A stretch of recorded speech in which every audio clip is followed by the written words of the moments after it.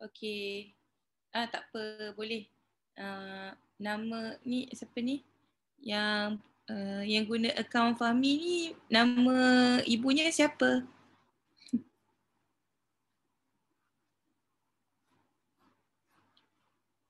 Oh, okey. Puan Nurmaini. Okey. Alright. Okay, insyaAllah kita mulakan. InsyaAllah. Assalamualaikum warahmatullahi wabarakatuh. InsyaAllah kita buka majlis kita petang hari ini dengan umul kitab Al-Fatihah.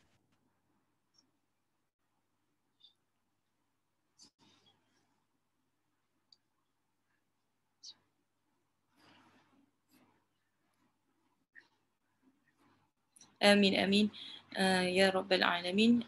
Jadi Alhamdulillah, hari ini kita dapat bersama sekali lagi petang ni bersama-sama dengan Ustazah Suhaibah binti muda yang sentiasa muda, cewa. Jadi insyaAllah nak ajak semua orang petang ni untuk membuka dengan sedikit tilawah dan kita bacakan maksud sama-sama lah nanti insyaAllah. Jadi kita buka surah Taha. Surah Taha ayat ke-53 sehingga ke-55 Surah Taha surah ke-20 insyaAllah. Kalau Quran biasa muka surat 315.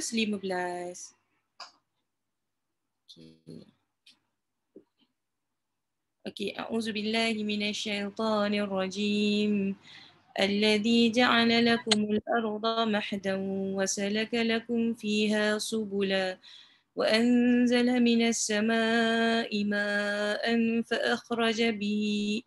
فأخرجنا به أزواجا من نبت شتى كلوا وارعوا أنعامكم إن في ذلك لآيات لأولي النهى منها خلقناكم وفيها نعيدكم ومنها نخرجكم تارة أخرى. Sadaqallahul Azim. Maksudnya Tuhan yang telah menjadikan bumi sebagai hamparan bagimu dan menjadikan jalan-jalan di atasnya bagimu. Dan yang menurunkan air hujan dari langit. Kemudian kami tumbuhkan dengannya, iaitu air hujan itu, berjenis-jenis aneka macam tumbuh-tumbuhan. Makanlah dan gembalakanlah haiwan-haiwanmu. Sungguh pada yang demikian itu terdapat tanda-tanda kebesaran Allah bagi orang yang berakal. Darinya tanah, itulah kami menciptakan kamu. Dan kepadanya lah kami akan mengembalikan kamu. Dan dari sanalah kami akan mengeluarkan kamu pada waktu yang lain. Jadi Alhamdulillah, jadi ayat ni saya baca pagi tadi. Jadi teringinlah nak share sebab ayat ni kan kita nampak macam simple, tapi daripada ayat ni kita nampakkan betapa Allah telah membentangkan ayat-ayat ni, iaitu apa? Ayat yang mengingatkan kita tentang bumi ni Allah telah ciptakan untuk kita. Kemudian kebelakangan ni dekat Melaka ni panas kan. Lepas tu turun hujan semalam kan. Dan jadi sejuk. Lepas tu pokok-pokok dapat air kan. Lepas tu kita nampak kan benda ni semua depan mata kita. Kemudian Allah kata makanlah kan benda-benda yang dekat atas muka bumi ni dan gembalakan haiwan kan. Lepas tu Allah cerita tentang penciptaan kita yang ini daripada tanah. Kemudian kita akan kembali kepada tanah dan kita akan dibangkitkan juga daripada tanah kan. So jadi sebenarnya itulah pusingan kehidupan kita, dan kalaulah kita ni tidak menjadikan kehidupan kita bermakna di sisi Allah Subhanahu Wa Taala, maka apalah yang tinggal untuk kita kan. Jadi alhamdulillah petang ni ibu-ibu semua telah membuat keputusan yang baiklah kan untuk berjuang bersama-sama, bermujahadah kan untuk meningkatkan keimanan, meningkatkan kefahaman dan mendekatkan diri kepada Allah Subhanahu Wa Taala. Jadi insya-Allah tanpa kita buang masa lagi, kita jemput Ustazah Suhaibah untuk meneruskanlah pengisian untuk hari ini untuk kita semua insya-Allah. Jemput Ustazah.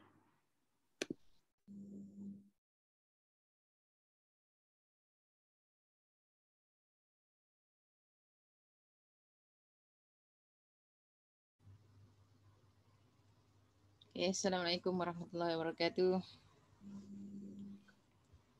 Waalaikumsalam warahmatullahi wabarakatuh. Okey. Mencabar ni. Alhamdulillah Rabbil Alamin. Wassalatu wassalamu ala asyrafil anbiya wal mursalin sayyidina Muhammad wa ala alihi wasahbihi ajma'in. Qala rabbi shrah li sadri wa yassir li amri wa hlul 'uqdatam min lisani yafqahu qawli amma ba'd. Alhamdulillah. Sama-sama kita panjatkan kesyukuran kehadrat Allah Subhanahu Wa Taala. Okey ke dah yang dalam ni dah ready ke? Alhamdulillah. Alhamdulillah dah ready. Ni pandai belaka dah ni, apa ni, letak-letak gambar. Ada gambar bunga. Ustazah tak kerti lagi. Advance dah ni, mok-mok ni. Okey, alhamdulillah. Kalau minggu lepas kita dah share sikit kan macam mana yang kita kata Islam tu sebagai satu cara hidup kan. Maknanya sebab sekarang ni kita dalam proses nak mengenali lebih dekat kan agama kita, dan kita dah cerita minggu lepas tentang part-part yang kita kata kat mana sebenarnya yang cantik. Maknanya bila kita kaji, kita check balik, kita tengoklah kat mana sisi-sisi ataupun sudut-sudut yang kita kata indahnya Islam tu kan. Jadi sebab itulah minggu lepas banyak kan kita belajar doa-doa yang Nabi ajar kepada kita, yang nak menyatakan bahawa setiap apa yang kita buat tu sebenarnya boleh jadi ibadah kepada Allah SWT, dan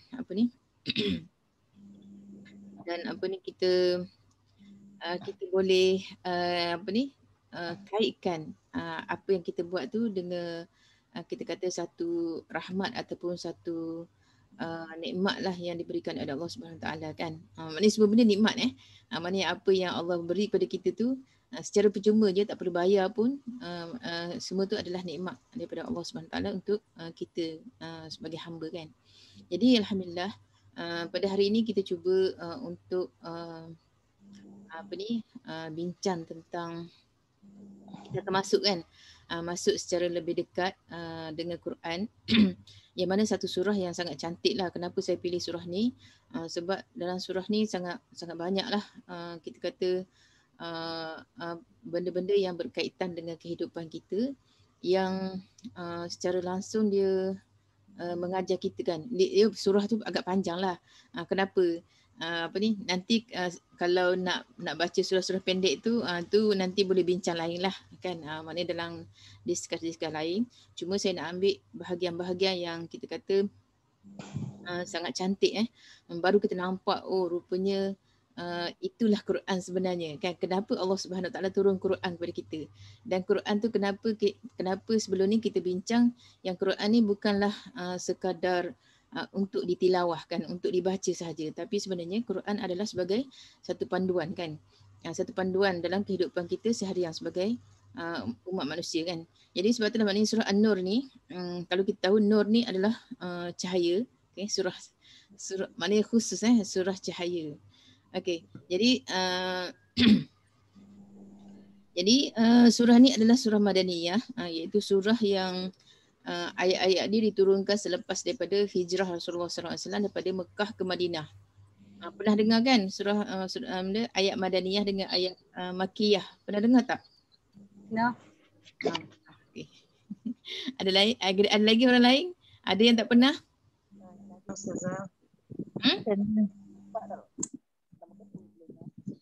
Ada yang tak pernah? Aku nak tanya dulu sebelum kita pergi lebih ni. Ada tak yang tak tahu Madaniyah tu apa dia?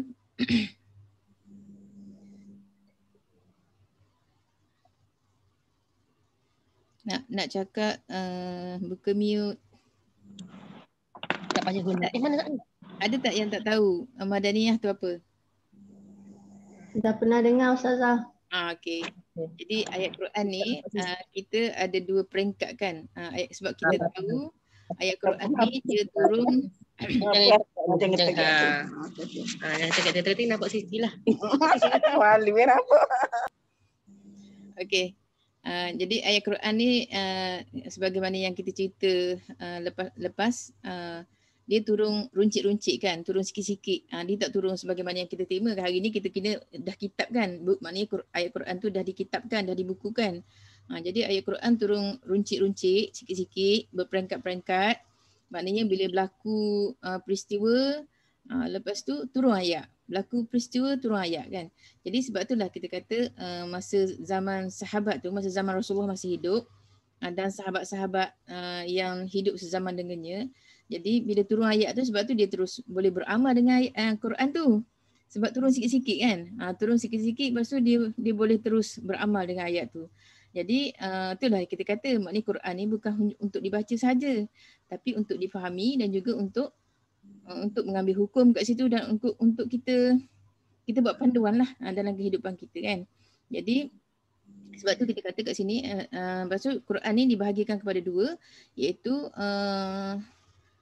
separuh turun sebelum Nabi hijrah ke Madinah dan separuh turun di Mekah kan. Maknanya sebelum hijrah. Sebelum hijrah maknanya tak kiralah sama ada sebelum hijrah tu turun di Mekah ke, turun di Madinah ke, ataupun turun di Habsyah tak maknanya tak kira di mana-mana tempat, yang penting sebelum hijrah kan. Maknanya kalau yang sebelum hijrah nama dia Makkiyah. Okay, kalau ayat Quran yang turun sebelum hijrah nama dia Makkiyah, dia ambil Makkah Mekah Makkiyah. Tapi kalau yang turun selepas Rasulullah hijrah ke Madinah, maka ayat tu dinamakan ayat-ayat Madaniyah. Okey. Tu dia kata nazarat. Maknanya ayat Madaniyah ni iaitu ayat yang diturunkan selepas Nabi hijrah ke Madinah. Okey. Jadi tu maknanya dalam satu surah tu maknanya kalau kita tengok dalam ada setengah-setengah yang surah panjang, ada ayat yang turun ada ayat Madaniyah dan ada ayat Makkiyah. Tapi kalau kadang-kadang kalau surah pendek yang cerita pasal akidah saja, tu ayat Makkiyah. Okey. Maknanya ia turun sebelum Nabi hijrah. Tapi dalam surah An-Nur ni sebab dia banyak hukum kan. Dalam surah An-Nur ni dia taklah panjang macam Al-Baqarah. Okey. Dia ada 64 ayat tapi ayat dia taklah pendek sangat kan. Jadi dalam surah An-Nur ni semua ada Quran ke? Dah ada Quran kan? Ada. Dah pesan minggu lepas. Okey. Jadi dalam surah An-Nur ni dia ada 64 ayat. Okey, ada dalam 64 ayat tapi kita tak pergilah detail sebiji-sebiji ayat dia tu. Cuma kita nak ambil part-part dia dia ada 64 ayat. Okey, kita tengok seterusnya. Okey, kenapa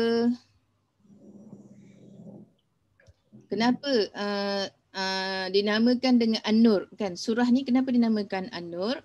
Sebab dia kata mengambil sempena ayat 35 dalam surah ini. Okey, dalam surah An-Nur tu.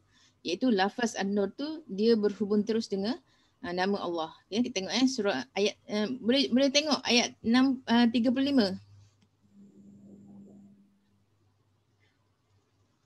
Jumpa tak ayat 35?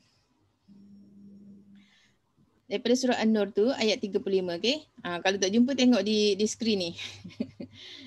Okey, tengok di skrin ni. Iaitu Allahu, okey, auzubillahi minasyaitonirrajim. Allahu nurus samawati wal ard. Masalu nurihi kamishkatin fiha misbah. Al-misbahu fi zujajah. Az-zujajatu ka'annaha kawkabun durriyun yuqadu min syajaratin mubarakatin zaitunatin la syarqiyyatin wala gharbiyyah yakadu zaituha yudhi'u walau lam tamsashu nar nurun ala nur yahdillahu linurihi man yasha' wa yadribullahu al-amsala lin-nas wallahu bikulli syai'in alim. Okey. Jadi dalam surah ni dalam ayat ni dia ada kalimah ni. Dia ada perkataan nur tu. Okey. Dia cerita Allah, kat depan tu kan Allah, lepas tu ada nur, Nak cerita Allah itu adalah nur, yang menerangi as-samawati wal ard. Okey. Jadi dia buat perumpamaan kat sini. perumpamaan cahaya tu, dia kata masalun nurihi, cahaya itu nak bagi apa, nak bagi supaya kita dapat imagine kan, supaya kita dapat gambarkan macam mana nur tu kan. Jadi dia, seperti dia kata cahaya itu seperti mishkah, kamishkatin fiha misbah. Ada satu ni mishkah kita kata lampu yang di dalamnya ada misbah.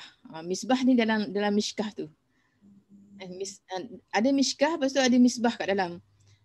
Macam mana nak kata? Tengok mana dia, ada tak? Ni ke mana dia? Seperti lubang yang tidak tembus. Kalau misbah tu, kalau misbah tu ada pelita. Misbah tu lampu. Okay. Jadi ibaratnya macam ni lah. Ni nak bagi gambar kan, nak bagi kita tergambar. Okay. Lampu lama ni. Ni pelita. Dia pelita apa panggil? Ni pelita mawar. Minyak tanah. Ni pelita mawar orang beli ayam ni dia tahulah dulu sebab kami beli ayam dulu. Jadi tahulah pelita ni. Tapi ibaratnya macam ni lah dia katakan, ada zujajah, lepas tu ada misbah dan misbah tu ada zujajah. Al-misbah fi zujajah, az-zujajah maknanya al-misbah fi zujajah. Maknanya kaca kan, dalam kaca tu ada lampu. Okay, kalau dia cerah tu cantik kan, nampak kan, bercahaya kan. Macam ni lah. Tapi ni sebab dia duduk ni kuning kat tepi dia nampak tu lah. Tapi kalau yang ni cantik lah kalau dia nyala kan. Jadi nak kata al-misbahu fi zujajah. Maknanya lepas tu dia tergantung Dia tergantung pula. Mana tadi? Ayat tadi. Lepas tu al-misbah fi zujajah. Dalam lampu itu dalam kaca, dan kaca itu seolah-olah dia kata dia tergantung kan. Tergantung ka'annaha kaukab. Seolah-olah dia tu seperti kaukab apa? Bintang, okey? Seperti bintang. Durriyun yuqadu min syajaratin. Ni nak cerita ni lah, nak cerita panjang lah pula kan. Ini nak cerita maknanya dinyalakan daripada pokok yang barakah, iaitu pokok zaitun, bukan timur bukan barat, tapi nak katanya hampir-hampir minyak dia tu tak putus, yakadu zaituha yudi. Maknanya minyak dia pun boleh menyala kan. Sekalipun tak disentuh oleh api. Okey. Lepas tu nak ceritalah nurun ala nur, cahaya di atas cahaya. Allah memberi hidayah kepada sesiapa yang dikehendaki. Allah memberi hidayah, memberi nur dia kepada sesiapa yang dikehendaki. Demikianlah Allah SWT membuat perumpamaan kepada manusia, dan Allah di atas segala sesuatu maha mengetahui. Okay? Jadi kita nak bezakan antara nur dengan diya kan. Mungkin tapi ni saja nak ceritalah tentang nur dengan diya ni. Diya pun cahaya juga, nur pun cahaya juga. Tapi nur Allah tu lain maknanya jangan kita terbayang macam ni. Jadi kalau nur ni dia bercahaya juga tapi dia tak panas kan. Kalau bulan kita panggil nur. Bulan ni cahaya bulan tu nur. Sebab dia cerah sahaja. Dia tak panas. Tapi kalau matahari diya. Okey. Matahari diya sebab dia cerah dan juga panas. Maknanya dua-dua cahaya. Tapi kalau kita tengok ni cahaya matahari tu lagi terserlah lah, semua benda kita boleh nampak kan. Malam ni sama-sama cahaya bulan. Okey. Tapi cahaya Allah buat cantik dah lah. Sebab apa? Sebab matahari siang untuk kehidupan kan, untuk bercocok tanam, untuk bekerja dan sebagainya. Kalau gelap susahlah kan. Tapi malam ni dia sejuk untuk berehat kan. Wan nauma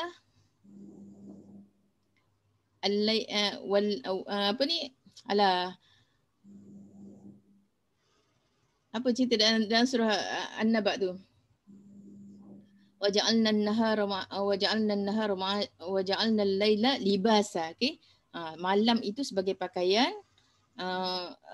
tidur itu sebagai selimut kan.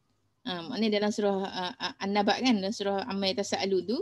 Jadi nak kata cantiklah Allah bagi malam tu walaupun ada cahaya, tapi cahaya dia tu tak panas, sejuk kan. Maknanya kita boleh tidur, boleh berehat malam tu. Memang Allah dah buat sunnatullah dia, Allah dah buat sunnah dia. malam tu adalah untuk berehat. Okey. Jadi siang tu panas sebab siang untuk bekerja kan. Kita perlu tenaga, energi kan. Maknanya apa-apa pun kehidupan lain perlu kepada cahaya matahari ni untuk membesar kan. Okey. Tapi kita nak cerita pasal nur Allah, bukan cerita pasal nur bulan Jadi nur ni kita tengok, minta maaf lah sebab saya lebih suka Arab punya ni, senang saya nak terang. Kalau saya baca Melayu jadi saya dah tak pandai nak kembangkan. Okey, tak apalah saya ceritalah ni, saya terjemah. Okey. Jadi surah ni dia kata, tadi kan kita tengok dalam surah tadi, dalam ayat tadi, dia sebut lafaz nur ni, an-nur kan. Nur ni, an-nur, tahulah kan an-nur. Yang saya merahkan ni, lafaz an-nur ni dia bersambung dengan dia kata zat Allah. Okey. Muttasilan ni bersambung. Dia kata lafaz nur tu bersambung dengan zat Allah. Kat mana? Itu dalam ayat ni. Okey. Dalam ayat. Jumpa kan dalam Quran kan? Dalam ayat dia kata Allahu nuru. Okey, Allahu nurus samawati wal ard kan. Jadi nak kata kat sini dia kata Allah itu adalah cahaya yang menerangi langit dan bumi. Okey. Jadi sekarang ni semalam saya cerita pasal apa? Yang grup lain lah, grup satu lagi. Ada orang tanya, kalau orang tanya Allah tu kat mana? Ada orang tanya, Allah tu kat mana? Kan Allah tu duduk kat mana? Maknanya dia nak samakan lah dengan kalau kalau agama-agama lain tu ada sembahan dia kan, ada patung, ada apa kan yang kat depan, kalau solat ada lah dia menghadap ke mana-mana kan. Jadi Allah tu kat mana? Jadi bila tanya macam tu, okey, kita nak jawab macam mana? Dalam grup ni, grup advance sikit ni. Ibu-ibu, kita nak jawab macam mana kalau orang tanya Allah kat mana? Dah belajar banyak dah ni. Boleh tekan unmute kalau siapa nak cuba. Okay. Allah ada kat mana-mana je. Berdasarkan pada apa yang kita lihat, yang kita dah belajar tu, pada apa yang kita baca semua tu kan. Kita dapat tahu kehadiran Allah bila kita tengok alam ni dengan apa yang kita dah belajar lah yang baru ni. Makanan, tentang semua benda tu lah. Jawapan senang tu. Allah di mana-mana. Okey, alhamdulillah. Terima kasih. Okey, jadi nak kata kat sini, kita belajar kan. Kalau kita belajar dalam sifat 20, kita belajar dalam sifat 20, apa sifat Allah yang nak menunjukkan bahawa Allah tu wujud.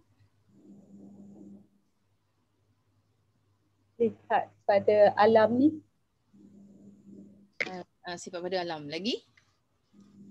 Ada tak sifat yang menyatakan bahawa Allah tu tidak serupa dengan makhluk?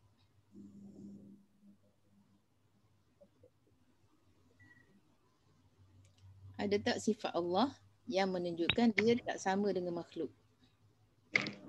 Kalau balik kepada surah Al-Ikhlas tu. Tu tak beranak tak ni? Dan ayat last sekali surah Al-Ikhlas tu. Allah tidak menyerupai mana-mana makhluk. Ayat last sekali surah Al-Ikhlas. Walam yakul lahu kufuwan ahad. Tidak ada sekutu. Okay. Jadi kalau kita belajar dalam sifat 20, okay. Allah wujud. Okay. Wujud, kidam, baqa. Okay. Wujud, kidam, baqa. Selagi mukhalafatuhu lil hawadis. Okay. Wujud Allah SWT, Allah wujud lah. Okay. Kidam, apa maksud kidam? Sedia. Apa maksud sedia? Allah dah sedia. Sedia ada, tak suka macam makhluk lah.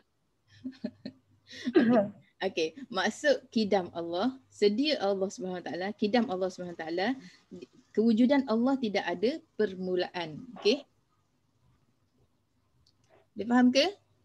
Ni nak cerita sifat 20 pula Okey, adanya Allah Subhanahu Wa Taala tidak ada permulaan. Jadi kalau dalam surah Al-Ikhlas tadi kita kata Allah lam yalid wa lam yulad kan, tidak beranak dan tidak diperanakkan. Jadi dalam sifat 20 tu kita kata okay, jom kita tengok gambar senyum. Okay. Allah itu kidam. Jadi kidam Allah, wujudnya Allah Subhanahu Wa Taala tidak ada permulaan. Okey, kalau manusia ada permulaan tak? Ada. Jadi tak ada. Okey je. Kita ni ada nasi dengan mak keluar kejap tadi tapi lupa nak beli. Okey, mute ya. Beli. Lupa nak beli. Okey, adanya Allah Subhanahu Wa Taala tidak ada permulaan dia. Jadi nak beza Allah dengan manusia. Kita kata kalau kita nak tengok istilahkan manusia ni yang tadi kan lam yalid kan, Allah tak beranak, walam yulad kan, Allah tidak diperanakkan. Tu kidam Allah maknanya tidak ada permulaan. Maknanya bila beranak, siapa tu? Alat cuba tengok. Tak jumpa cari. Tengah cari juga. Tunggak dah. Kita kasi tutup dulu. Stop. Kejap kalau Bukan nama lagi tu dah tak ada kat access. Sky apa semua lagi. Dengar perbualan. Banyak hal ni. Mula kata, mak duduk je dalam rumah. Kita orang pergi kalau mak tak larat ikut. Oh, dah jumpa dah. Okey. Betul yang gambar tadi. Okey. Jadi okay. Kalau manusia ni dia yulad, okey. Manusia ni yulad maksudnya diperanakkan. Allah lam yulad, okey. Allah lam yulad, Allah tidak diperanakkan. Maknanya kalau Allah diperanakkan sama dengan makhluk lah. Kan? Maknanya ada ibu ada ayah kan. Jadi Allah tak, Allah lam yalid wa lam yulad. Maknanya tidak ada permulaan. Jadi itu Allah kidam.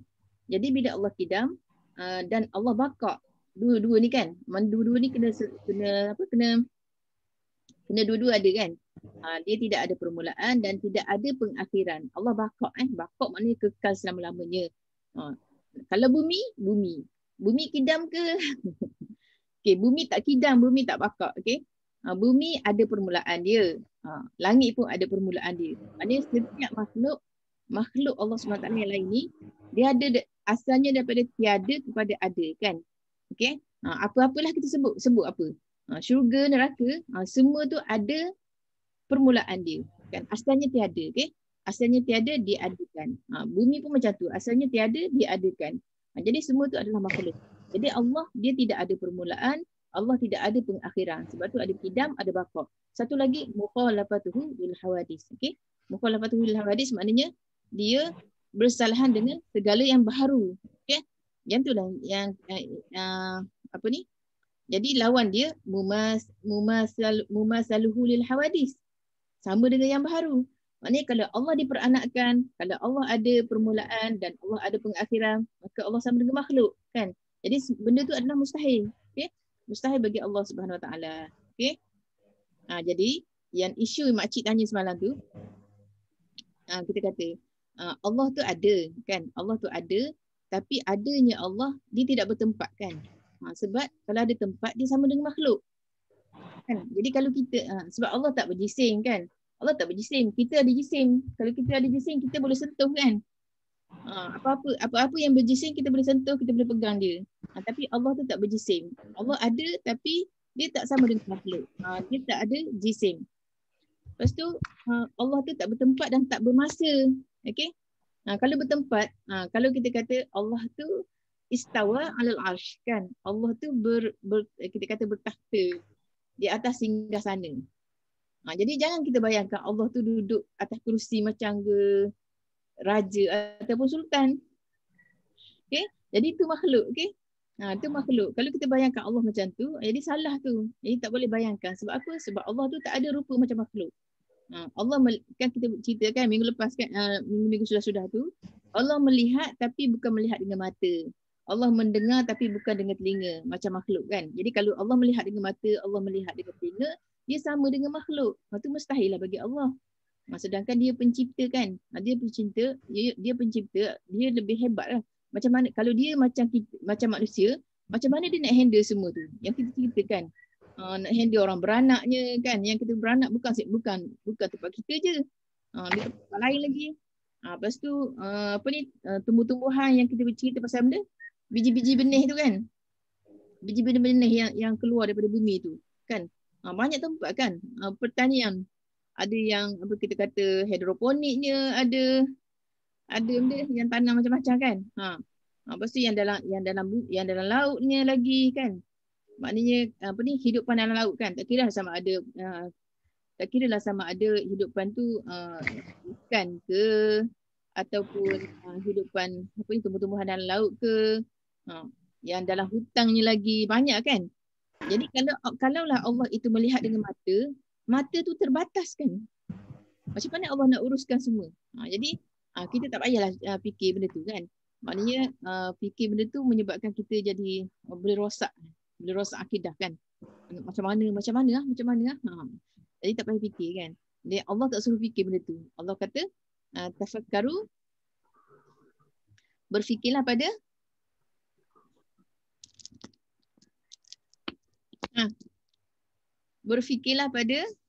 Makhluk Allah. Makhluk Allah, okay? Ciptaan Allah. Jangan berfikir pada Allah. Jadi itu boleh mereng.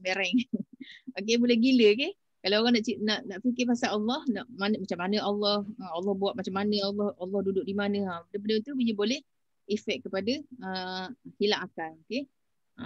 Fikir benda-benda yang tak perlu, okay? Jadi sebab tu maknanya kalau orang tanya kita, Allah tu Allah ada tapi dia tak bertempat, okay? Kalau dia bertempat dia sama dengan makhluk. Ibaratnya kita kata kalau kita macam mana nyawa kan. Umpamakan dia nyawa, awak tahu tak nyawa awak kat mana? Awak bernafas, awak boleh hidup macam mana? Awak tahu tak nyawa tu duduk kat mana? Jadi Allah tu bukanlah nyawa tapi ibaratnya macam tu lah. Sama juga kita boleh buat perumpamaan seperti elektrik kan. Elektrik itu cuma elektrik itu kita tahu, kita cabut tak adalah elektrik. Kipas pun dah tak berpusing. Tapi awak tahu ke aliran dia tu dekat mana kan? Nyawa pun macam tu kan. Maknanya benda-benda yang kita tak nampak tapi tapi dia ada kan. Dia ada. Maknanya kita boleh rasa keberadaan Allah tu kan. Maknanya kita akan tenang kan. Maknanya kalau kita macam contoh kita berdoa, kita dah solat, kita dah ni, kita akan rasa ketenangan. Jadi ketenangan tu adalah satu anugerah daripada Allah SWT. Maknanya kita berasa kita merasai kewujudan Allah. Kita boleh apa ni? Maknanya bila kita rasa kewujudan Allah tu akan lahir ketenangan kan. Okey. Jadi kita nak cerita pasal Nur ni, mana tadi? Nur. Nampak kan? Kita tak masuk dah. Masuk. Okey. Nak cerita pasal Nur Allah ni, yang kata Allah tu ibarat nur kan. Allah itu nur yang menerangi langit dan juga bumi. Jadi kita bukanlah nak cerita pasal nur yang tadi tu, yang nur yang menerangi langit, menerangi bumi, yang kita kata pasal cahaya matahari, cahaya bulan tu. Jadi semua tu adalah makhluk Allah kan. Yang bulan matahari tadi tu pun makhluk Allah SWT. Allah yang bagi cahaya kat dia, Allah bagi nur kat dia kan. Itu satu part lah kan, satu part. Yang kita kata boleh membantu untuk memberi keselesaan kepada manusia dan juga untuk memberi zat kepada makhluk dia untuk membesar kan, untuk pertumbuhan. Okey.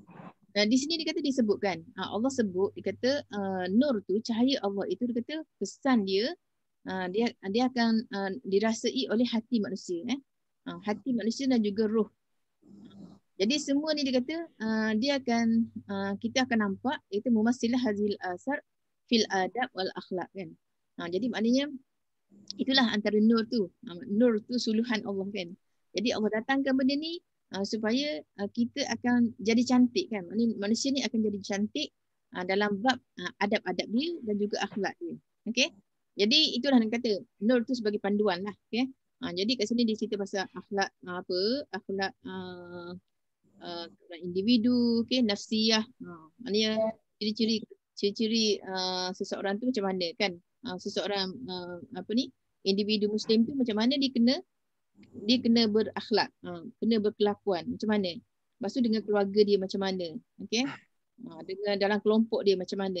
Jadi nur Allah dia dia menerangi hati manusia, menerangi hati manusia dan juga menerangi kehidupan manusia.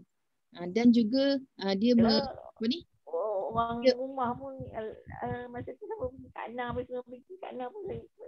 Okey, Nurdiah Alam. Tolong mute. Tapi masa dia bertunang dulu, Cik Ngah masak sendiri, sedap. Okey. Jadi dia menghubung kaitkan nur yang menerangi kehidupan manusia, okey, dengan nur yang menerangi alam tu. Okey, yurabituha dengan nur kauni yang kita nur fil arwah.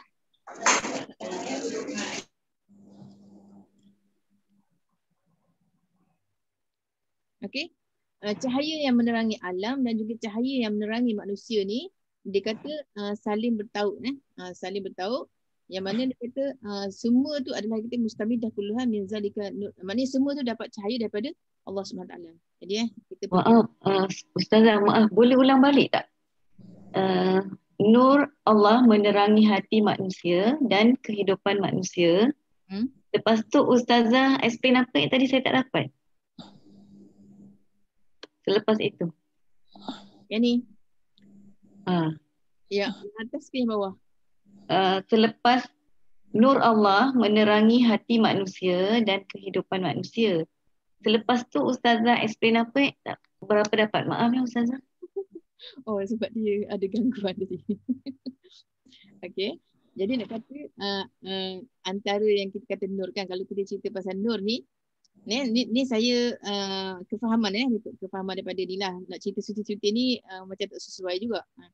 Jadi nak kata antaranya adalah ada adab Itu antara yang kita kata nur tu Ada adab, akhlak individu dan juga kekeluargaan. Itu antara kita jangan bayangkan nur tu cahaya tu.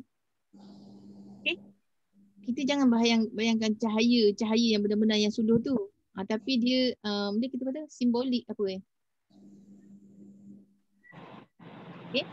Maknanya yang Allah tetapkan ada adab tu. Ada adab dalam kehidupan tu. Ya, itulah cahaya tu. Faham ke? Faham. Maknanya ada adab yang Allah tetap. Maknanya dalam surah An-Nur nanti kita akan baca ada episod dia Allah cerita macam ada adab kan. Maknanya nanti dia starting dengan kisah zina. Tapi dia akan cerita macam mana cara nak membenteras daripada berlakunya benda tu. Jadi itulah dia yang kita kata suluhan lah. Suluhan. Okey. Dengan ada adab tu. Okey. Jadi kat sini Allah sebut kat sini semua ni maknanya dia sebut yang atas ni disebut cahaya. Kesan dia tu kita nampak pada hati dan roh kan. Jadi kat sinilah dia kata dia kesan daripada situ dia kata dia akan membina akhlak-akhlak ni.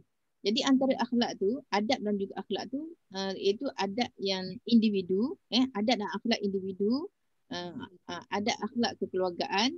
Maknanya dia efek daripada individu dia akan pergi kepada keluarga. Kan? Dan juga dalam jamaah ataupun perkumpulan. Jadi semua tu dikata tunirul qalbi. Dia akan menyinari hati dan bila hati tu dah ada sinar, maka dia akan menerangi kehidupan seluruhnya, kehidupan manusia. Dan kemudian Allah SWT kaitkan kehidupan manusia tu dengan kehidupan alam tu, kaun yang keseluruhannya. Okey. Jadi ni kata apa yang terdapat di kaun tu maknanya alam seluruhnya lah. Sebab tu kita kata baru ni tu yang kita cerita pasal tumbuh-tumbuhan semua tu kan. Macam mana nak kata sebenarnya manusia dengan alam lain, alam tumbuhan ke, alam haiwan ke, sebenarnya kita ni sepatutnya seiring kan. Seiring semua melakukan ubudiah kepada Allah SWT kan. Yang kita kata Islam ijbari, Islam ikhtiari tu. Makhluk lain yang selain daripada manusia dan juga selain daripada manusia dan juga jin, semua tu adalah Islam ijbari kan. Mereka mengikut sunnah Allah. Sebab Allah dah letak dah macam tu, mereka tunduk je. Mereka laksanakan je apa yang Allah tetapkan kepada mereka. Tapi manusia dan juga jin, Allah bagi Islam ikhtiari, Islam yang pilihan. Maknanya boleh pilih nak Islam nak taat ke nak kufur, nak Nak taat ke nak derhaka kan. Maknanya Allah pilih, tapi maknanya mu kena bertanggungjawab lah. Kalau kamu pilih taat, nanti masuk syurga. Tapi kalau kamu pilih nak derhaka, nanti masuk neraka kan. Jadi dua-dua tu Allah bagi dua-dua, tapi mu kena bertanggungjawab lah. Maknanya efeknya tu nanti kan. Maknanya kalau nak ingkar, nanti masuk neraka. Allah dah bagi dah kan. Maknanya Allah dah bagi clue. Allah dah bagi bayangan. Kalau ingkar, nanti masuk neraka. Kalau taat, nanti masuk syurga. Okay? Jadi nak katanya kat sini, boleh faham ke? Ya. InsyaAllah. Jadi janganlah cuba faham Arab ni. Saya ambil sikit-sikit je. Nak faham Arab ni jadi belajar bahasa Arab pula. Ni Arab ni panduan saya je. Saya nak cerita. Okay? Kita pergi seterusnya. Okay. Jadi kalau kita tengok maknanya kita tak pergi lagi detail ayat tu. Kita nak tengok apa benda yang diceritakan dalam surah ni, di mana di awal permulaan surah tu sendiri dia dah start dengan satu pengiklanan maknanya satu pengiklanan yang kata iklan kuat di permulaan surah. Di mana dia starting surah tu kalau kita tengok Allah terus dia kata starting dia suratun anzalnaha wa faradnaha. Start kan? Suratun anzalnaha wa faradnaha. Dia start dengan surah. Maknanya nak cerita surah An-Nur ni adalah satu surah yang kami telah turunkan dan kami telah fardukan. Kami telah tetapkan kan. Ini yang kata iklan kuat ni, maknanya nak cerita macam seolah-olah terus maknanya datang hukum terus kan. Dan kami turunkan padanya, dia kata ayat-ayat yang jelas, mudah-mudahan kamu dah ambil peringatan kan, la'allakum tazakkarun. Okay? Jadi kat sini nak katanya sejak daripada awal lagi masa zaman sahabat kan, zaman sahabat yang kita kata bila start sahabat tu dah cantik dah dia punya kefahaman akidah dia kan. Nabi Nabi didik para sahabat ni dengan akidah yang mantapnya selama berapa tahun? 13 tahun di Mekah kan. Jadi ayat ni dah Madaniyah. Jadi 13 tahun di Mekah. Ni Allah cerita pasal tu je yang kita cerita yang lepas-lepas tu kan.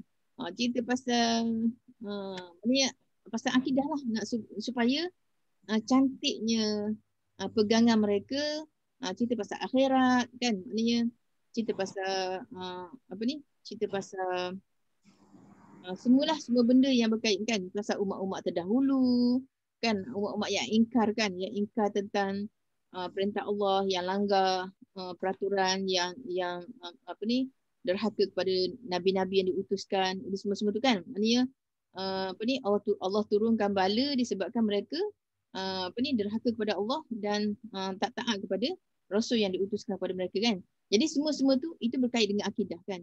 Jadi bila akidah dah cantik, dah mantap, lepas tu pindah ke Madinah, hijrah ke Madinah, maka barulah Allah turun surah yang berkaitan dengan kita kata hukum-hukum ni, hukum akhlak kan. Jadi ini antara surah yang menyentuh tentang akhlak. Okey?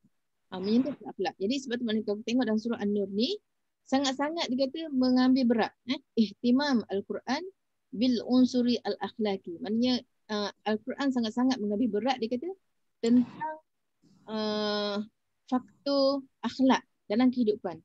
Pentingnya penjagaan akhlak tu dalam kehidupan manusia. Okey? Dia kata menunjukkan bahawa Al-Quran sangat memandang berat tentang perihal akhlak dalam kehidupan manusia.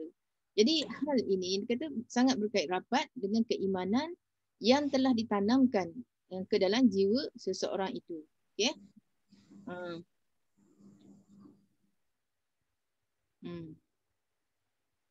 Jadi ni antara benda yang diceritakan dalam surah ni, iaitu berkitar tentang tarbiyah, tarbiyah didikan, yang mana hadafnya satu je. Sebab dia kadang-kadang dia datang syiddah, dia datang dengan kita kata dengan kuatnya, Tapi kadang-kadang dia akan lembut kan. Jadi semua ni adalah dia kata untuk tarbiyah jiwa manusia, dhamair, tarbiyah ataupun untuk didikkan jiwa manusia, supaya hati manusia tu terpancar dengan nur tu, dengan nur Allah. Kemudian untuk mengangkat, dia kata untuk mengangkat mikias ni macam kita kata neraca akhlak di dalam kehidupan, yang mana dihubungkan dengan nur Allah Subhanahu Wa Taala.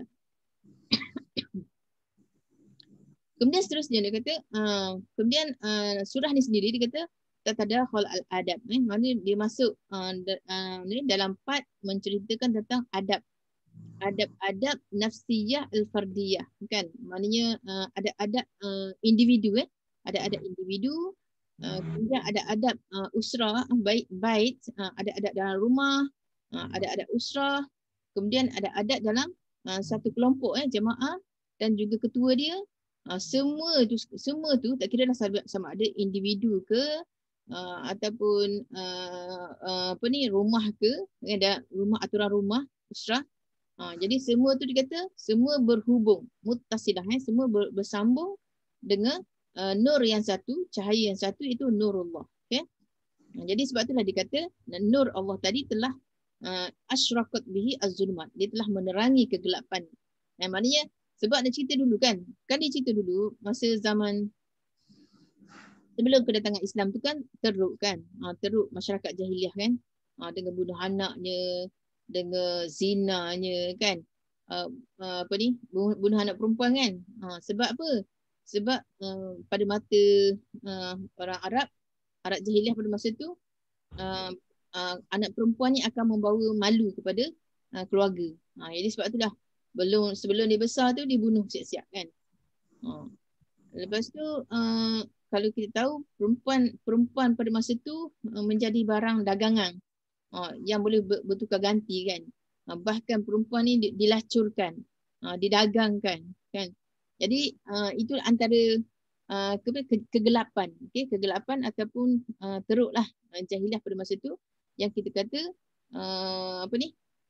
sangat aib lah kan, sangat aib. Tapi bila datang Islam ni, dia telah mengangkat martabat perempuan tu, wanita.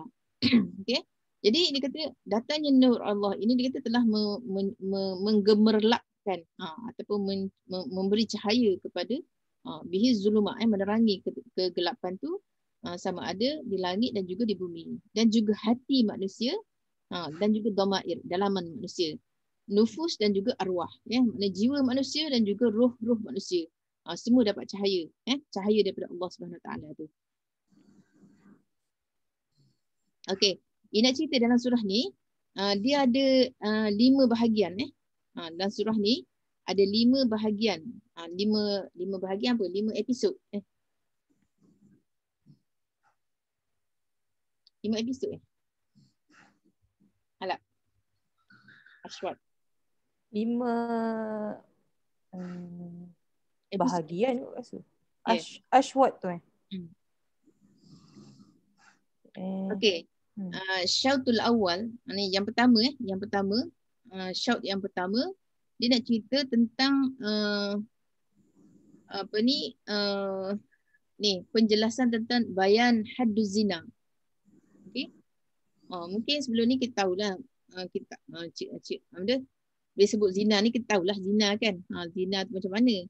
Dan kita pernah dengar lah hudud-hudud tu. Okey. Jadi dalam bab hudud-hudud ni kita nak tahu bab hudud ataupun had zina ada cerita dalam surah An-Nur ni. Okey. Pasal zina dia ada cerita dalam surah An-Nur ni. Hukuman zina macam mana? Okey. Bayan hadduz zina. Jadi dia nak ceritalah kat sini. Dalam surah ni dia sangat-sangatlah mengiklankan, sangat-sangatlah dia kata, maknanya dia starting surah ni dia start dengan penjelasan tentang zina tu. Nak kata betapa jahatnya, teruknya perbuatan ni, tafsir teruknya perbuatan ni, dan juga betapa dia boleh dia kata taqti' ma baina az-zina, maknanya dia boleh memutuskan, maknanya orang ni tak boleh kena dipisahkan. Okay? Orang yang melakukan zina ni kena dipisahkan daripada masyarakat. Kalau ikutkan dalam surah ni lah. Dia kena dipisahkan daripada masyarakat. Maknanya kalau dia dalam kelompok ni, dia kata ma bainaz zunah wal jamaah al-muslimah. Maknanya kelompok tu kena pulau lah dia. Tak boleh duduk sekali. Fala hiya minhum walahum, maknanya boleh tak mengaku dia sebahagian daripada jamaah muslimah, sebahagian daripada kelompok muslimah. Jadi kat sini ini satu. Kemudian dalam syaut yang pertama ni juga dia cerita pasal qazaf, okey, yang kita kata qazaf tu. Dia ada haduz zina, ada had qazaf kan. Maknanya ni termasuk dalam hudud Kalau had ni hudud. Kita cerita pasal hudud tu, ni dah salah satunya hudud had zina. Yang kedua had qazaf. Qazaf ni, zina ni yang kita kata tanpa ni lah. Maknanya melakukan hubungan lelaki perempuan tanpa akad kan, tanpa perkahwinan. Maka tak kira lah sama ada dia kahwin ke ataupun dia bujang kan. Maknanya kalau dia melakukan hubungan tu tanpa ikatan perkahwinan, maka dinamakan zina. Okay? Yang kedua pasal qazaf kan, dia cerita pasal qazaf. Qazaf ni maknanya orang yang menuduh orang. Okay? Orang yang menuduh orang perempuan yang baik-baik yang telah berkahwin melakukan zina. Okay? Jadi itu nama dia had qazaf. Ada dah dicerita nanti nanti dia ada cerita. Kemudian dikecualikan kalau suami kan, suami ternampak isteri melakukan zina kan, melakukan zina dengan orang lain. Jadi dia termasuk dalam qazaf juga, tapi dia tak ada saksi kan. Jadi adalah dia punya cara-cara dia kena sumpah kan, sumpah untuk mula'anah sini. Dia ada nanti dia akan detail lagi. Maknanya sampai ayat ni nanti kita akan cerita. Kemudian dalam part ni juga dia ada cerita tentang kisah hadisul ifki. Okey, dalam syauk yang pertama ni ada hadis zina, ada qazaf dan ada hadisul ifki. Okey. Ada 4. Hadisul ifki. Hadisul ifki ni kisah pernah dengar tak hadisul ifki?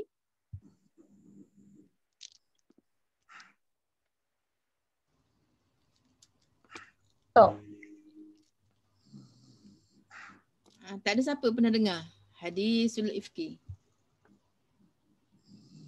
Berita pembohongan. Kalau kisah Aisyah dulu tu pernah dengar? Pernah. Seorang lah dengar Orang lain?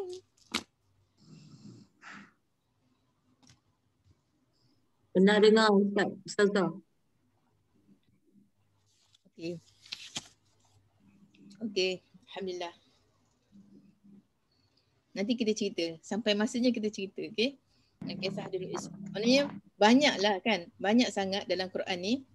Benda-benda yang kita kata benda tu bukan sengaja. Benda tu bukan sengaja diadakan. Tapi sebenarnya dia ada hukum kan. Ada hukum. Tak boleh lah. Nanti bila kita baca-baca tu tak boleh lah kita nak salahkan Aisyah ke kan. Ataupun nak salah ke sahabat tu ke. Tapi sebabnya kita tengok kan, bila berlaku macam ni, rupanya hukum dia tu kekal kan. Hukum tu kekal, kita, maknanya umat yang datang kemudian ni, boleh manfaat kat situ. Sebabnya benda tu dah pernah berlaku, maka kita ambil hukum tu sebagai satu panduan kepada orang yang kemudian kan. Okay. Kemudian seterusnya dia kata syaut yang pertama ni diakhiri dengan dia kata masalah al-khabisin lil khabisat. Maknanya nak kata orang yang melakukan zina semua tu adalah merupakan orang yang keji, dia kata khabis, keji. Maknanya orang keji ni untuk orang keji je. Orang yang al-khabisin lil khabisat. Maknanya dia tak boleh kan? Tak boleh. Maknanya orang yang baik-baik untuk orang baik-baik saja. Orang yang tak baik untuk orang tak baik. Macam tu Dia kata dan alaqah hubungan di antara mereka dan mereka kan. Jadi ini nak cerita yang kalau ikutkan hukum asal lah, hukum asal. Tapi kalau seandainya orang tu dah bertaubat, lain cerita tapi yang cerita yang kita cerita awal ni iaitu Masalah kalau tak bertaubat. Maknanya stay dalam keadaan macam tu. Okey. Kemudian seterusnya syarat yang kedua. Tadi syarat yang pertama. Syarat yang pertama tadi ada 4 benda. Kemudian syarat yang kedua, bahagian yang kedua, dia nak cerita macam mana cara, okey, wasail macam mana cara untuk mengelakkan daripada berlakunya jarimah tu, untuk berlakunya daripada apa jarimah? Kejahatan tu Jenayah. Mengelakkan daripada berlakunya jenayah tu. Dan juga untuk menjauhkan diri daripada sebab-sebab yang boleh berlaku berlaku benda, berlaku igraq. Maknanya nak elakkan diri daripada berlaku tu lah, berlaku benda-benda yang tak elok tu, zina dan sebagainya. Okey, jadi ni kata ingat ni wasail cara-cara untuk mengelak. Okey, cara-cara untuk mengelak dan juga sebab-sebab untuk menjauhkan daripada berlaku benda tu. Jadi yang pertama dia ajar kan, dalam surah ni dia ajar kepada kita ni adab-adab ni. Adab-adab ni sebenarnya adalah antara wasilah, antara cara untuk mengelakkan. Maknanya adanya dalam rumah pun ada adab dia, bukan di luar rumah saja. Maknanya dalam rumah pun ada adab dia, dan juga dia ajar kepada kita istizan ala ahliha. Okey, maknanya kena minta izin. Walaupun maknanya sesama ahli keluarga, kita kena ajar kan, anak kena minta izin nak masuk dalam bilik mak ayah dia kalau anak dah besar kan. Ada ayat dia ayat-ayat yang kita kata anak yang dah sampai balik, umur balik, dia kena ajar anak masuk dalam bilik mak dia kena minta izin. Okey, ada waktu-waktu dia kan, beberapa waktu yang dia larang, bebas dia masuk-masuk kan. Kena minta izin, kena ketuk dulu boleh masuk. Jadi benda-benda ni kita kena ajar kan. Maknanya mak ayah kena ajar kepada anak-anak. Ada adab dalam rumah. Kalau kita dengar pembantu rumah pun macam tu, ataupun dengar anak-anak yang dah besar ke kena macam tu. Ada adab berpakaian dan sebagainya. Semua tu kena jaga. Okey. Kemudian seterusnya dalam surah ni juga dia akan cerita tentang arahan supaya tunduk pandangan. Okey, sepatutnya kalau di luar, tak kiralah sama ada lelaki ke perempuan ke, kita diarahkan supaya ghuddul basar. Okey, jangan berjalan tu mata lia-lia semua tengok kan. Lepas tu terpaku kat situ kan. Sebab apa? Tengok ada orang pakai seksi kan. Jadi ni arahan kepada orang yang memandang, okey. Bukan orang yang dipandang ni, orang yang memandang. Al-amru bi ghaddul basar maknanya arahan untuk menundukkan pandangan. Kemudian an-nahyu an ibda' az-zinah. Yang ni pula larangan untuk orang yang dipandang. Okey? Yang pertama tadi untuk orang yang memandang kena tunduk pandangan. Tapi yang kedua ni orang yang dipandang tu. Orang yang dipandang maknanya kalau kita keluar, kita yang kena jaga, okey? Kita yang kena jaga supaya tidak menjadi penyebab kepada orang mendapat fitnah. Ni dikata larangan daripada menzahirkan perhiasan. Okey? Larangan daripada menzahirkan perhiasan. Maknanya jangan pakai tu nak menunjuk-nunjuk kat orang, okey? Jangan lebih-lebih kan. Maksud kalau hak biasa-biasa tu okeylah kan. Tapi kalau sampai ya biasa kan, apa yang menarik perhatian? Gelang loceng, kecil. Pakai gelang loceng. Ataupun kita pakai merah. Minyak wangi. Minyak wangi banyaklah. Waktu minyak wangi, waktu masuk dalam tabarruj. Okey. Okey, yang tu masuk dalam tabarruj. Jadi zinah ni tak boleh lebih-lebih. Kita tak boleh lebih-lebih. Jangan terlampau. Gincu pun kira termasuk tabarruj. Itu dalam tabarruj. Tapi zinah ni lebih kepada tempat yang sepatutnya kita tak menunjukkan. Contohnya kaki dia ada kaki. Kan kaki kita pakai gelang kaki. Pakai gelang kaki tak apa lagi. Tapi ada loceng. Okey. Lepas tu pakai kasut tumit tinggi. Okey. Kasut tumit tinggi, bila jalan tu ketuk ketak kan. Jadi dia akan menarik perhatian orang. Jadi bila orang tengok, lepas tu dengan lenggoknya kan, jalan berlenggang-lenggok, benda tu boleh menyebabkan apa ni? Itulah antara benda-benda yang kita kata fitnah tu. Fitnah yang menjurus ke arah ni tu, zina tu kan. Jadi gelang kaki, gelang tangan yang ada bunyi-bunyi tu kan. Maknanya kalau kita ada yang gelang-gelang bunyi tu, buang bunyi tu. Okay. Buang. Ataupun apa lagi? Kita pakai sekarang ni pakai tudung kan. Tudung tak kira dah. Tudung yang dia kita panggil apa? Yang tergantung-gantung tu. Alah, ipin. Krosang. Kalau kat sini je okey, kecil je kan. Tapi kalau yang bergerak tu, yang panjang, yang lanjut tu kan. Ataupun kat sini ke di tudung kan. Ataupun kat mana-mana lagi yang bila kita bergerak je benda tu bergerak kan. Pusing kau ni bergerak. Benda tu dia boleh menarik perhatian kan. Bila orang tengok dia boleh menarik perhatian. Jadi macam itu termasuk dalam zinah juga, okey? Banyak ni zinah-zinah ni. Pakaian kita sulam-sulaman tu kan.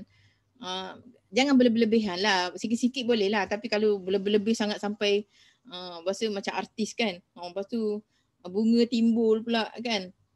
Sulam tu bunga timbul dan sebagainya. Tu termasuk dalam zinah. Jadi jangan terlalu lebih lah.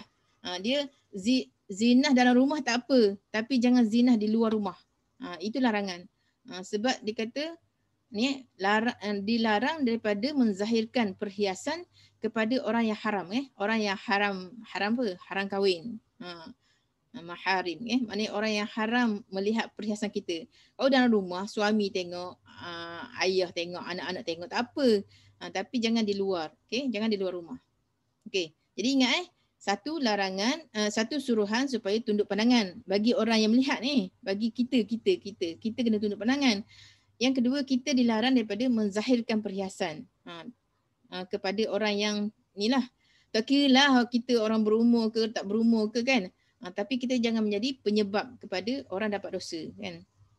Okay. Kalau kita menjadi penyebab kepada orang dapat dosa, kita dapat dosa, kita pun dapat dosa kan. Dosa jariah. Okay. Dosa yang mengalir. Okey, satu pandangan berapa dah kan? Jadi kalau banyak pandangan, ramai orang yang pandang, pergi pasar pula kan? Tempat awam. Okey, kemudian seterusnya, ini tak payahlah. Ni suruhan supaya mengahwini ni ayam, orang di bawah jagaan. Kita tak ada. Kemudian larangan. Dia kata tahzir min daf'i al-fataya ila al-bigha. Kan? Ini tak ada pula kan? Kita tak buatlah. Maknanya bagi anak jadi pelacur, tak adalah kan. Okey, kemudian tadi ini semua ni dikata, ini semua adalah merupakan sebab-sebab yang boleh menjaga sebab boleh menjaga ni contoh ni yang kita kata tadi ada adat rumah tadi, tunduk pandangan, larangan daripada memperlihatkan perhiasan. Dia kata semua ni adalah merupakan sebab untuk menjaga wiqayah, asbab wiqayah, sebab-sebab untuk menjaga bagi menjamin kesucian. Okey, li dhamani at-tuhri, bagi menjamin kesucian. Maksudnya tak berlakulah yang kita tak nak tu, berlaku zina apa tu. Jadi dia kata wa ta'afu fi alamut tamim, maknanya nak suruh suci juga dalam dalaman dhamir dalaman hati kita dan juga perasaan kita. Sebab apa? Sebab benda ni kata daf'u al-mu'assirat kan. Daf'u al-mu'assirat allati, maknanya sebab memang kita tahu jiwa kita ni dia sangat-sangat mudah terkesan kan. Jiwa manusia ni memang suka kepada yang seronok-seronok tu. Okey? Dia tak ada masalah. Isu ada keinginan tu tak ada masalah kan. Maknanya benda tu memang fitrah kan. Allah dah jadikan fitrah manusia ni dia ada kehendak kan. Maknanya lelaki ada kehendak kepada perempuan, perempuan ada kehendak kepada lelaki. Tapi Allah dah jalurkan kan. Maknanya Allah dah letakkan peraturan dia, iaitu kalau nak melalui nikah kan. Jadi ni lah kita nak jaga benda-benda ni. Takut berlaku benda-benda yang tak sepatutnya kan. Okey. Habis kat situ. Kemudian yang seterusnya, bahagian yang ketiga, okay, shout yang ketiga, dia cerita tentang, dia kata tengah-tengah tu, okay, tengah-tengah tu dia ada cerita adat-adat lain pula, iaitu adat-adat yang menghubungkan dengan nur Allah, iaitu dia cerita tentang rumah yang paling bersih, okay, rumah yang paling suci, atharul buyut. Rumah yang paling suci iaitu rumah yang diimarahkan dengan yu'ammiruha, rumah yang diimarahkan. Wahiyya allati tu'ammiru, ni lah nak cerita fi buyutin azinallahu an turfa'a, kan. Itu cerita pasal mana? Pasal masjid kan? Rumah-rumah Allah Jadi rumah-rumah Allah jadi rumah-rumah kita pun macam tu juga kan. Kalau kita nak rumah kita suci, kena biasakan lantungkan dengan bacaan bacaan Al-Quran dan sebagainya, okey. Jadi ni dia akan ceritalah, kita sampai ayat dia nanti dia akan cerita. Kemudian dalam shout ini juga, dalam part ni part yang ketiga ni juga, dia ada cerita tentang perumpamaan amalan-amalan orang kafir. Orang kafir ni walaupun buat baik pun, dia kata amalan dia tu seperti fata morgana. Kan kita tengok atas jalan tu, atas jalan panas kan, jalan tar kan, tengok jauh tengah-tengah panas tu nampak macam air. Tapi sebenarnya bukan air. Jadi itulah dia kata nak ibaratkan amalan orang kafir. Okey. Kemudian seterusnya dicerita lagi tentang limpahan cahaya Allah Subhanahu Taala di ufuk-ufuk sana. Iaitu nak cerita, Allah cerita tentang makhluk-makhluk Allah yang lain, dia kata semuanya bertasbih kepada Allah Subhanahu Taala. Dan juga tentang sahab, okey, tentang awan, dan Allah cerita tentang perubahan kan, taklibu al-lail kan, maknanya perubahan siang dan malam. Kemudian Allah cerita tentang binatang yang berkaki empat ni dia kata dijadikan daripada air. Khalaqa kulla dabbah mimma'i, maknanya semua binatang yang berkaki empat dia kata dicipta daripada air. Maksudnya dicipta daripada air mani lah.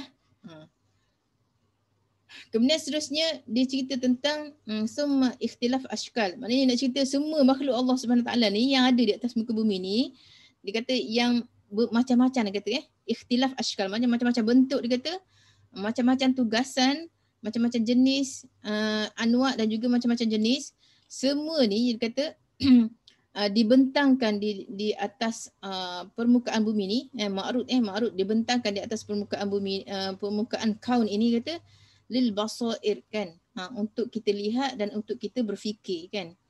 Jadi kita jangan ingatlah ni Allah cakap macam ni, kita jangan ingat bahawa sebagaimana yang kita cerita sebelum ni kan, maknanya semua benda yang Allah jadikan ni walaupun bentuk dia macam-macam, memang tak samalah kan, semua benda tak sama kan bentuk. Hatta manusia pun ada kita jumpa manusia yang serupa dari segi semua benda. Tak ada kan? Tak ada. Walaupun kita kata rupa serupa tapi cita rasa berbeza kan. Kadang-kadang suara pun tak serupa. Banyak benda lah kan. Maknanya nak kata benda-benda lain pun walaupun dia kata bermacam-macam ashkal, dia kata bermacam-macam bentuk, macam-macam tugas dan jenis dan sebagainya, dia kata semua ni dia dibentangkan kepada kita, dipaparkan kepada kita supaya kita tengok dan kita berfikir kan. Allah suruh kita berfikir. Jadi sebab tu macam kita cerita pasal nikmat Allah kan, wa in ta'uddu ni'matallahi la tuhsuha tu, kita cerita pasal nikmat-nikmat Allah tu yang sangat banyak tu, kita jangan rasa bahawa benda ni kita apalah jadikan benda ni kan. Macam contoh apa yang kita tak suka, hak yang kita tak suka, apa benda? Contoh cicak. Cicak. Kita sebab kita tak suka kan. Jadi kita tak tahulah kenapa, apa hikmah dia kan. Apa hikmah dia? Kalau orang kaji, dia akan jumpalah hikmah dia sebab kita tak kaji kan. Contoh lagi nyamak kan, nyamuk. Okey, nyamuk kita tak sukalah, apalah dia gigit kita. Semut benda, semut gatal, semut api. Okey, hak yang menyakitkan kita kan. Kadang-kadang dia menyakitkan kita. Tapi kita tak tahu kan apa hikmah dia Allah jadikan. Tikus ke mana kita kata binatang-binatang perosak kan, haiwan-haiwan perosak ataupun serangga-serangga yang memang kerja dia merosakkan lah. Kan kadang-kadang kita tak nampak kan, kita tak nampak function dia, Allah jadikan dia tu untuk apa kan. Kalau tak ada serangga-serangga tu agaknya berlaku tak pendebungaan. Pendebungaan. Ikutlah terbuang ke, lebah ke, pepatung ke, apa benda lagi hok yang suka makan bunga ni. Okay. Kadang-kadang kita tak sedar kan makhluk tu walaupun kita kata dalam keadaan kita tak suka tapi sebenarnya dia membantu kita kan. Dia tolong kacukkan tanaman kita kan, boleh berbuah dan sebagainya. Kita tak tahu kan. Jadi sebab tu maknanya kadang-kadang ada benda kita tak suka tapi sebenarnya dia baik untuk kita kan. Banyak kan. Banyak sebenarnya bila kita perhatikan yang kita tak tahu kebaikan ataupun hikmah Allah ciptakan dia, tapi sebenarnya dia banyak dia ada function dia tersendiri. Dia ada tugas dia sendiri. Kan? Macam semut tu, semut kan. Sakit gigi kaki ataupun apa lagi, banyaklah benda-benda yang kita kata kala jengking dan sebagainya. Okey. Jadi semua tu Allah kata dia ciptakan semua benda-benda tu bermacam-macam tu adalah untuk manusia tu melihat dan juga bertafakur lah kat situ kan. Okey, kemudian seterusnya yang keempat ni ada lagi. Ni mungkin tak berkait sikit dengan kita. Yang ni dah masuk dalam part jamaah dah. Jamaah. Okey. Dalam konteks kelompok yang besar lah. Tentang orang munafik, adab dengan yang wajib bersama dengan Rasulullah. Kemudian yang kelima cerita yang ni ada berkait dengan kita. Okey, adab istizan. Okey, minta izin kalau kita nak bertamu, okey, nak bertamu ke rumah, kita nak jadi duyuf nak jadi tamu ke rumah-rumah jiran kan. Muhit al-buyut, rumah-rumah jiran ataupun rumah-rumah kaum kerabat, kat sini kena ada. Dia cerita tentang adab-adab istizan, adab-adab minta izin. Kemudian seterusnya ni dah cerita lain dah. Okey. Jadi dua ni ada sikit je lah yang berkait dengan kita. Yang lain ni dah berkait dalam isu negara lah. Isu negara. Okey, kemudian seterusnya dia tutup surah ni. Ni kita cerita mukadimah dia maknanya sebelum dia cerita macam sinopsis lah. Sebelum kita pergi kepada surah tu, dia cerita tentang Allah tutup surah ni, surah An-Nur ni dengan mengiklankan bahawa Allah Subhanahu Taala tu milkiyah, mengiklankan bahawa semua yang ada di langit dan juga di bumi adalah milik Allah Subhanahu Taala. Dan juga dia nak mengiklankan bahawa ilmu Allah Subhanahu Taala tu maha meliputi segala perlakuan manusia dan apa yang tersembunyi di dalam relung-relung hati manusia. Dan semua tu akan balik kepada Allah dan semua tu akan dihisap oleh Allah Subhanahu Taala. Ma ya'lamuhu min amrihim wa huwa, dan Allah itu maha mengetahui di atas segala sesuatu. Okey? Kemudian kita akan masuk seterusnya, masuk ayat yang pertama. Okey lagi ke?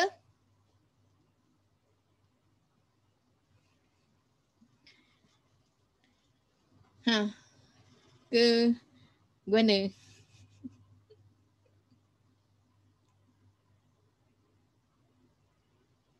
Okey tak semua orang ke kita nak berhenti dulu di sini dan sambung minggu depan? Ustazah nampak macam semangat lagi. Tapi orang ibu-ibu semua okey tak? Tengok muka macam dah penat je. Mana lagi yang lain? Di petang-petang hari begini. Bolehlah buka video. Okey ke nak proses dulu apa yang kita dah lalui hari ni? Minggu depan kita boleh ready. Rasanya kena proses dulu kot. Okey. Berat sangat ni, kena belajar Arab. Tak apa, dengar je. Okay. Rasa berat ke macam mana? Rasa berat ke? Rasa banyak kena berfikir, rasa jugalah benda tu. Berat tu memanglah rasa berat sebab kita rasa macam wah banyaknya benda, faham tak? Memanglah bila kita belajar lagi banyak kita rasa kita tak tahu. Patut kita terfikir macam ni Ustazah. Kata yelah hak ni hak kita belajar. Tapi kita duk fikir bila kita belajar tu kita dah rasa berat. Macam mana caranya kita pula nak bantu orang lain untuk dapatkan juga ilmu yang kita belajar ni. Sebab ilmu ni rasanya macam berat. Yang rasa berat tu bila kita nak sebarkan juga pada orang lain. Nak suruh kena belajar. Betapa Allah dengan terangnya bagi tahu kita dalam surah An-Nur. Betapa beratnya hukum-hukum yang Allah dah buat untuk kita pada dunia ni untuk menjalani kehidupan yang lebih baik dengan akhlak yang baik tu.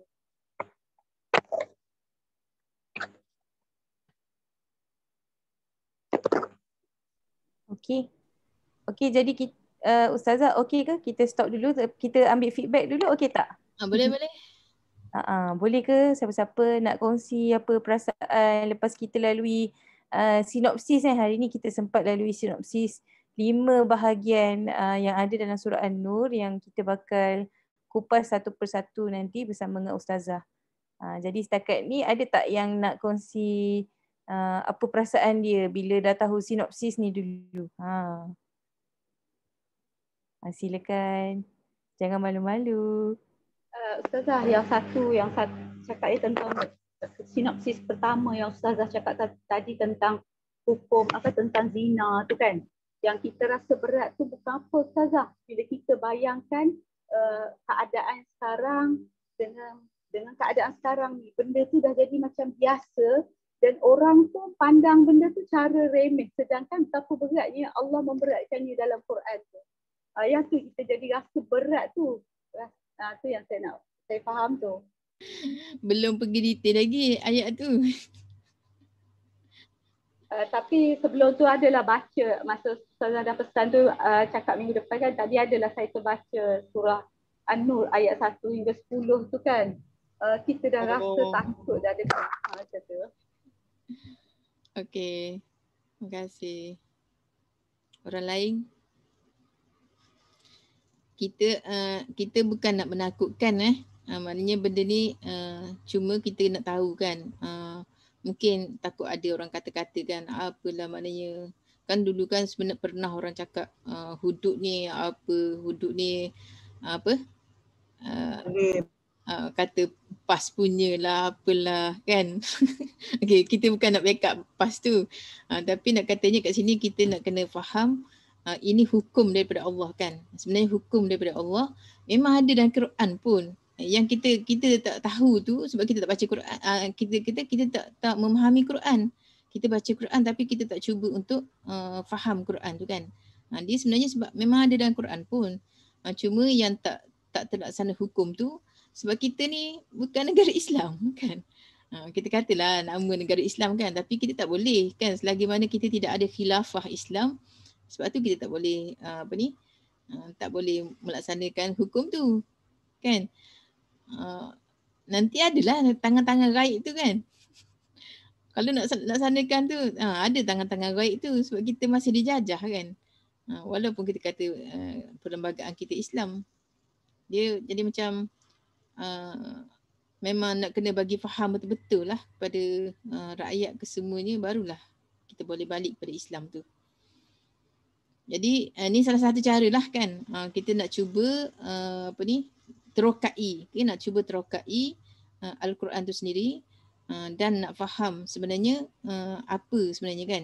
Biar kita tahu hukum ni kat mana ada. Nanti mungkin dalam surah ni tak ada cerita lah ayat hijab kita katakan. Suruh pakai tudung kan. Tapi bukan dalam surah Nur ayat pakai tudung dalam surah Ahzab kan. Yang suruh Nabi kan, ayat arahan kepada Nabi, suruh kata kepada isteri-isteri kamu dan anak-anak perempuan kamu suruh labuhkan tudung. Yang tu dalam surah Ahzab. Kita ada dalam surah Nur. Jadi dalam surah An-Nur ni ada beberapa ni je yang kita cerita ni. Tapi itulah maknanya ia sebenarnya banyak surah-surah yang kita kata yang banyak berkait dengan wanita lah. Ada surah At-Tahrim hari tu yang kita start awal kan. Awal tu pun surah cerita macam wanita juga. Itu cerita kisah keluarga Nabi. Okey, jadi nanti kita akan masuklah dalam, dia ada kisah dia lah, kisah pasal zina tu. Lepas tu macam mana nak selamatkan dia kan. Sekarang ni kita kena kita tahu dah masyarakat kita sekarang ni makin teruk kan. Tapi apa usaha kita kan? Apa usaha kita yang kita dah diberi kefahaman tu. Mana Allah dah bagi kesempatan kita untuk faham apa perlu kita buat kan. Jadi inilah sebenarnya untuk ibu-ibu semua, apa yang anak-anak kita buat ni. Untuk kan, maknanya apa-apa yang anak kita buat ni kan, cuba nak kembangkan, cuba nak sebarkan kepada masyarakat di luar sana kan, yang masih lagi fresh, masih lagi baru, mana dia tengah ngiang kan, budak-budak yang tengah belajar ni, tengah-tengah umur 17, 18, 19 ni, dia tengah ngiang nak berpower makwa kan. Jadi sebab tu maknanya kita cuba kan, sebab tu kita cuba buat program-program untuk tangkap diorang ni, nak bagi usroh ni, bahasa-bahasa kan, bagi kefahaman supaya diorang ni tak terjebak lah dengan benda-benda yang gitu kan. Kalau nak bergawe pun ada batas dia kan. Maknanya kita cuba dengan cara yang baik kan. Kalau nak nikah, buat cara yang baik kan. Jangan bergawe-gawe. Nanti dah terjebak dalam zina, dia susah kan. Bila dah terjebak tu, susah nak hentikan kan. Dia jadi ketagih, macam ketagih dadah kan. Candu kan. Jadi sebab tu maknanya kat sini kita kena memanglah kita kata kadang-kadang walaupun mak ayah ustazah kan, tapi sebenarnya kita tak boleh nak ni, kita tak boleh nak handle kan anak kita kan. Jadi sebab tu maknanya kadang-kadang dengan kawan tu dia lebih rapat kan. Jadi sebab tu maknanya kat sini kita cuba untuk buatlah sekadar apa yang kita termampulah, insya-Allah. Okey, ada lain-lain lagi? Silakan. Nanti banyak lagi nanti bila kita masuk yang cerita-cerita yang ke bawah tu lebih inilah. Dia tak sama dengan baca sendiri dengan orang cerita kan. Okey, insya-Allah. Silakan siapa-siapa nak cakap lagi? Ada masa lagi?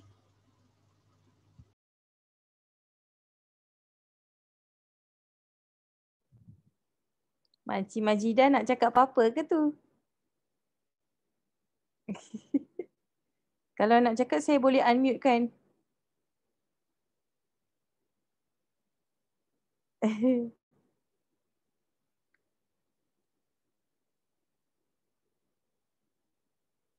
Okey.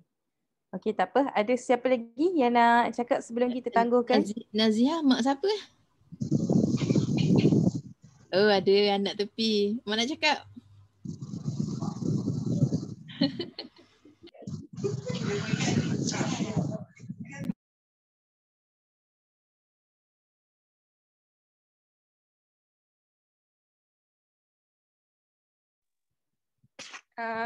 Dengar tak Ustazah? Dengar, silakan. Okey. Wakil ibu. Wakil mak. So alhamdulillah kan bila baca dapat mukadimah kan minggu ni, dapat mukadimah surah An-Nur, dia macam sangat anak dia pun tak pernah dapat lagi. Itulah.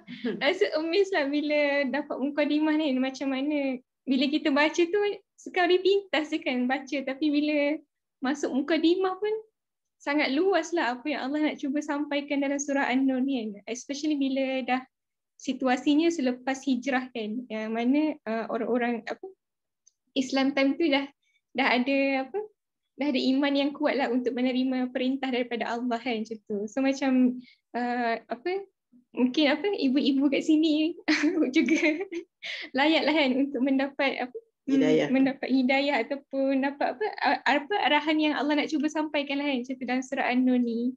InsyaAllah kan Encik. Itu je kan insyaAllah. Okay, jazakallah khairan. Okey. Barakallahu fiik. Comel sangat di situ anak beranak. Okey, ada lagi? Jangan ada yang terbuku lepas tu malam tak boleh tidur. Marilah berkongsi. Seorang lagi lah, seorang lagi. Nak Azah, hari ni senyap je Nak Azah. Mungkin dia ada pandangan kot. Ya Allah, tak ada. Saya gagah menyalin ni, takut ketinggalan.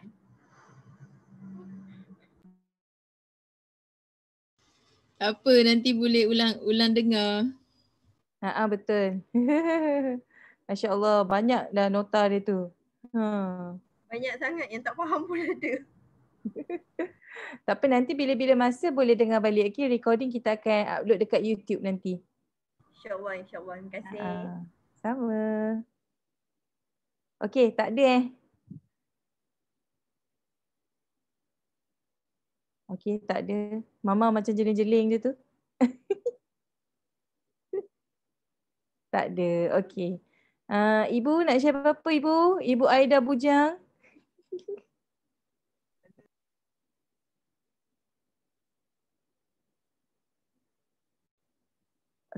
Okey lah kalau tak ada apa-apa, insya-Allah.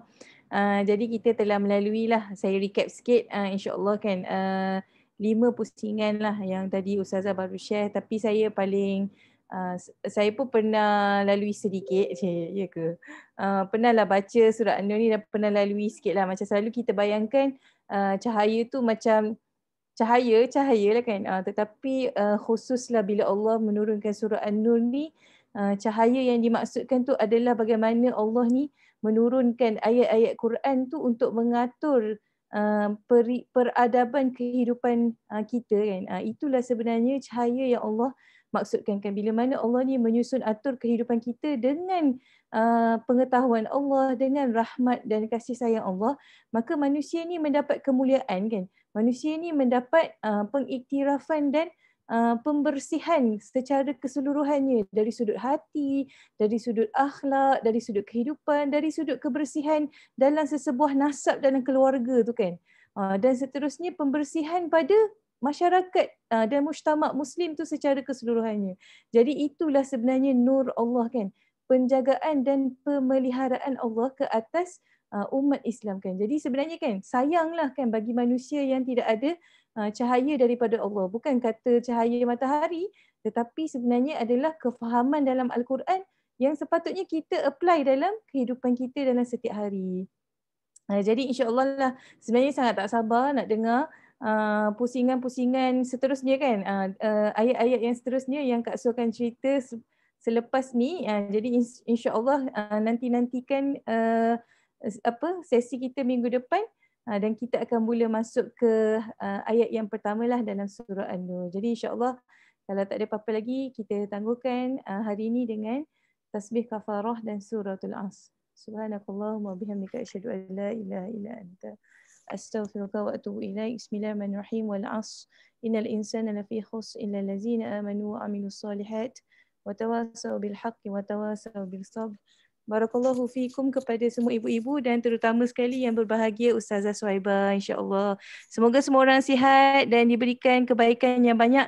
Insya-Allah kita tak sampai lah, lagi 2 minggu lagi menuju Ramadan. Jadi kita prepare-preparekan diri, ready-readykan hati dan bersedia untuk menempuh Ramadan yang penuh barakah insya-Allah. Assalamualaikum warahmatullahi wabarakatuh. Terima kasih Ustazah. Terima kasih Ustazah. Sama. Waalaikumsalam.